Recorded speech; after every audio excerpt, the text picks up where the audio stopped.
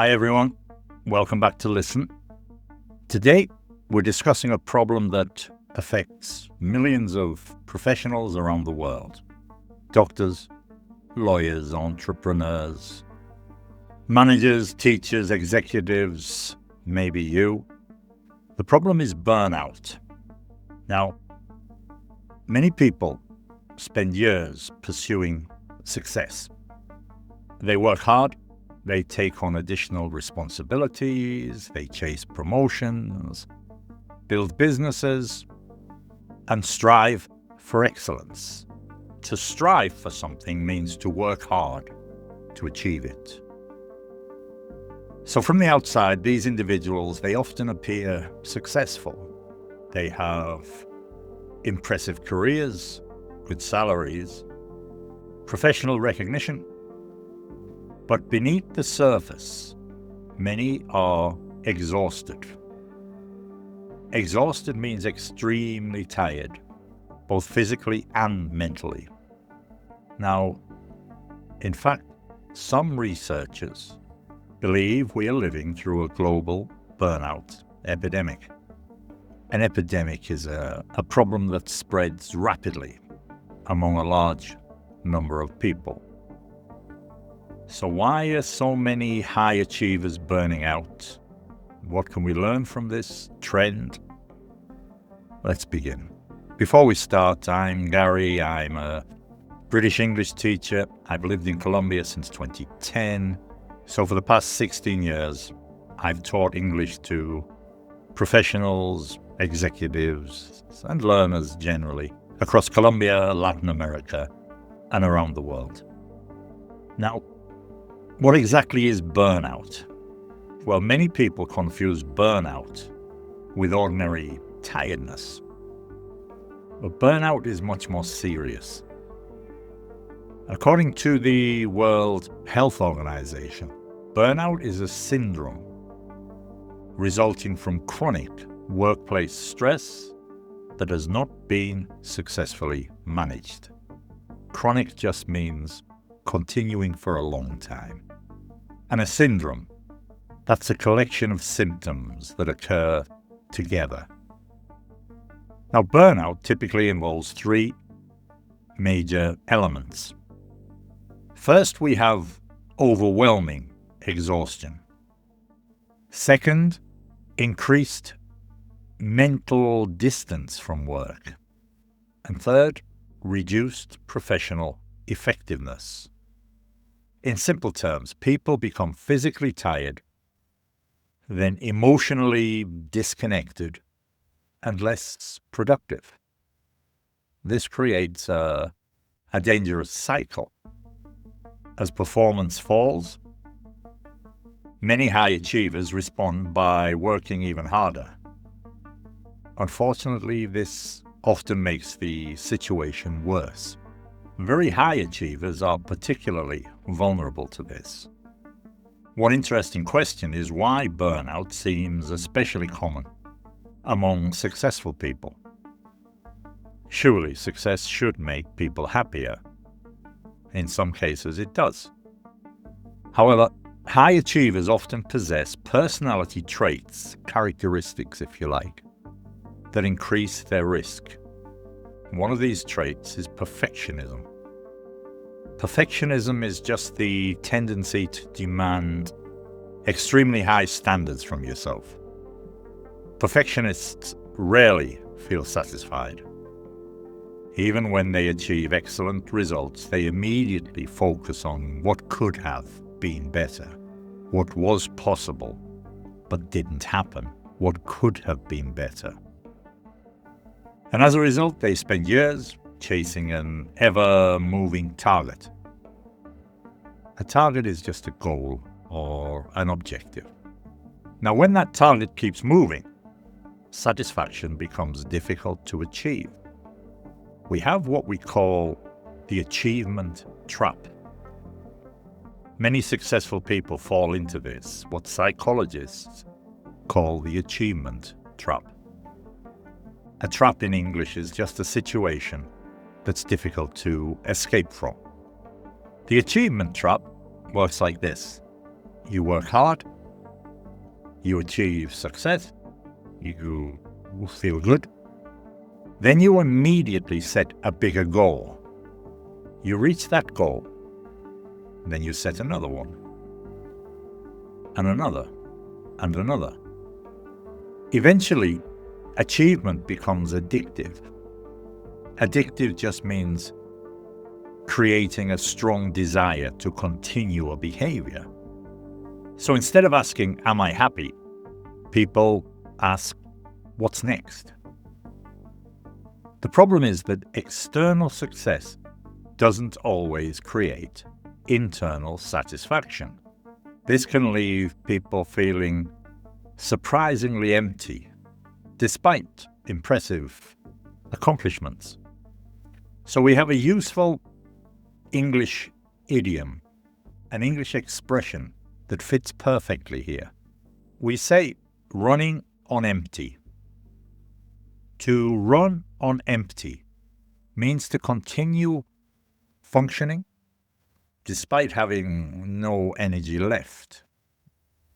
If I give you an example, you could say after years of working 70-hour weeks, she was running on empty. Many professionals don't notice burnout until they've been running on empty for months or even years. And of course, technology, another major factor contributing to burnout is technology. Technology never switches off. In the past, work often ended when people left the office. You leave the office, you clock off, go. But today, many professionals, they carry work in their pockets. Their emails are there, messages, video calls, notifications, deadlines. They don't switch off. Now, when you switch off, this means you stop thinking about work and you relax. Many people never truly switch off nowadays. Even during holidays or evenings or weekends, work continues to follow them. And this creates what experts call an always-on culture. Now in English, when we say an always-on culture, when you use this phrase, it's a situation where employees feel permanently available, and as a result, the brain rarely gets an opportunity to recover. We have what we call the productivity obsession. Modern society celebrates productivity. When we talk about productivity, we just mean the amount of work completed during a given period, time frame. Now, there's nothing wrong with high productivity levels, but problems arise, they appear, when productivity becomes someone's entire identity. Many high achievers begin measuring their worth according to their output. Output means the amount produced. Questions like these become common. How much did I accomplish today? How many emails did I answer? How many projects did I complete? How much money did I earn? Over time, self-worth becomes connected to performance. And when performance declines, self-esteem often declines as well. Self-esteem in English, this just refers to how positively we view ourselves, self-esteem.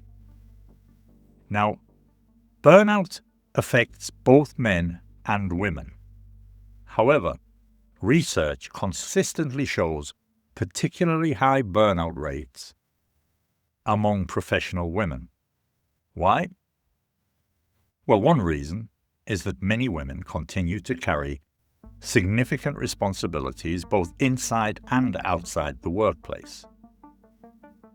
They may manage demanding careers while also caring for children, elderly parents, or household responsibilities.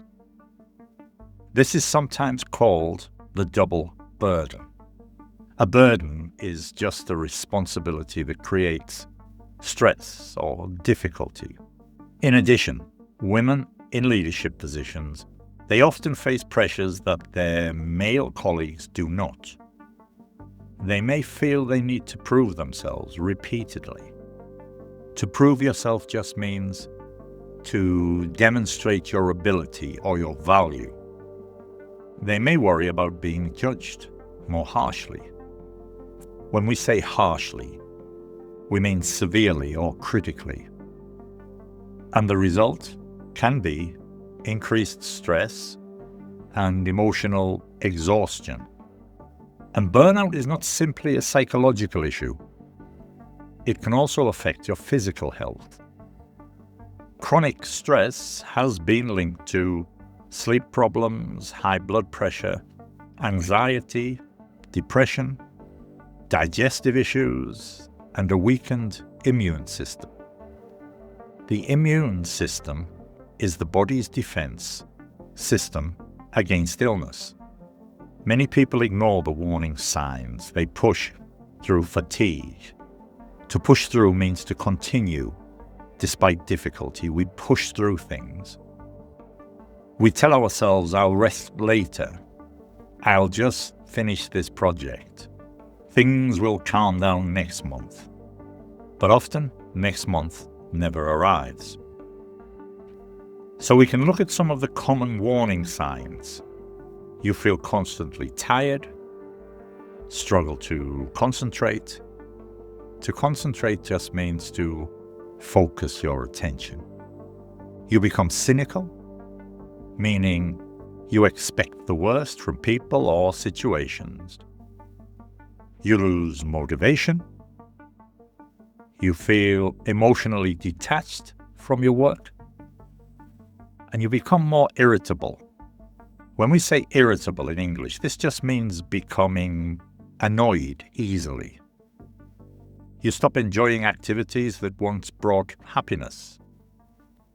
Now, these signs don't automatically mean burnout, but they may indicate that something needs attention. So some useful phrasal verbs connected to today's topic, burnout. This means to become exhausted due to excessive stress or work. Many professionals, we say, burn out after years of overwork. To slow down. This means to reduce speed or intensity. As an example, she realized she needed to slow down before her health suffered. Now, to wind down, if you hear this, if you hear wind down, this means to gradually relax after activity. I spend an hour reading every evening to wind down. I find that going to the gym helps me wind down. To catch up. To catch up means to reach the same level as others or to complete unfinished work. We often spend the weekend catching up on emails. To carry on, this is to continue. Many people carry on working even when they are clearly exhausted. To carry on. Now, the good news is that burnout is not inevitable. Inevitable means impossible to avoid. Experts recommend several strategies. First, establish boundaries. Boundaries are limits that protect your time and your energy. Second, prioritize sleep. Third, exercise regularly. Fourth, they say maintain strong relationships. And fifth, remember that rest is productive. Now that last point, rest is productive, it can sound strange, but recovery is not the opposite of productivity. Recovery is what makes productivity actually possible. Top athletes understand this. Their success depends not only on training, but also on recovery. And the same principle applies to professionals. Perhaps the most important lesson is that success should not be measured solely by achievement. Achievement matters, ambition matters, hard work matters, but health matters too. Relationships matter, happiness matters, purpose matters. Many people spend years climbing the ladder of success. When we say to climb the ladder, we just mean to advance professionally. The danger is reaching the top only to discover that you've been climbing the wrong ladder, or it was leaning against the wrong wall. This is another English expression. It means achieving success in something that ultimately doesn't bring fulfillment. Burnout is not a sign of weakness. It's often a sign that someone has been strong for too long without adequate recovery. The most successful people are not necessarily those who work the longest hours. They are often those who manage their energy most effectively. So remember, success is not simply about how much you accomplish, how much you achieve. It's also about whether you can enjoy the life you are building. We have another English saying here. You can't pour from an empty cup. The meaning's simple. If you don't take care of yourself, eventually you won't have the energy to help anybody else. Thank you very much for listening. This is Listen Global English. We have 2 other podcasts. We have Listen Online English and we have Listen Business English. Check them out. The links are in the description. If you've enjoyed today's episode, if it's helped your English, don't forget to follow the podcast, leave a review, share it with friends, colleagues, and other English learners. So until next time, keep listening, keep learning, keep improving your English. Thank you for listening. Bye-bye for now.